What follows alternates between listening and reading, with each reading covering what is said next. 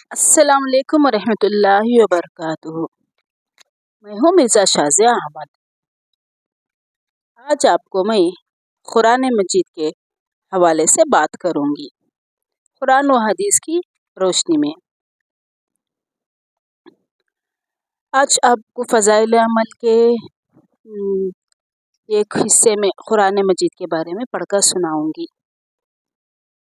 حضرت علی رضی اللہ تعالیٰ عنہ نے حضور اقدس صلی اللہ علیہ وسلم کا ارشاد نقل کیا ہے کہ جس شخص نے قرآن پڑھا پھر اس کو حفظ یاد کیا اور اس کے حلال کو حلال جانا اور حرام کو حرام، حق تعالی شانہ اس کو جنت میں داخل فرمائیں گے اور اس کے گھرانے میں سے ایسے 10 آدمیوں کے بارے میں اس کی شفاعت قبول فرمائیں گے جن کے لیے جہنم واجب ہو چکی ہو۔ حضرت علی رضی اللہ تعالیٰ عنہ سے حضور صلی اللہ علیہ وسلم کا ارشاد نقل کیا ہے کہ جس شخص نے قرآن پڑھا پھر اس کو حفظ کیا،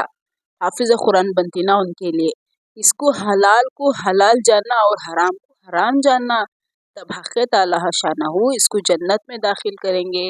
اور اس کے گھرانے میں سے ایسے 10 لوگوں کو جنت میں ڈالیں گے جس سے جہنم واجب ہو چکی ہیں،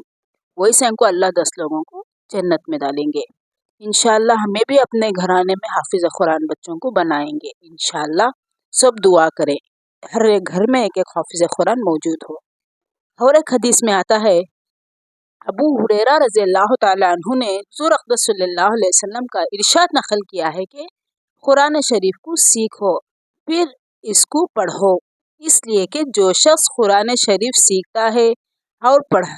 پڑھاتا ہے اور تہجد میں اس کو پڑھتا رہتا ہے، اس کی مثال اس تھیلی کی سی ہے جو مشک سے بھری ہوئی ہو کہ اس کی خوشبو تمام مکان میں پھیلتی ہے، اور جس شخص نے سیکھا اور پھر سو گیا، اس کی مثال اس مشک کی تھیلی کی سی ہے جس کا منہ بند کر دیا گیا ہو۔ دیکھو ماشاءاللہ کتنی پیاری حدیث ہے نہیں یہ۔ حضرت ابو ہریرہ رضی اللہ تعالیٰ عنہ حضور اقدس صلی اللہ علیہ وسلم کا ارشاد نقل کرتے رہتے ہیں، سنی قرآن شریف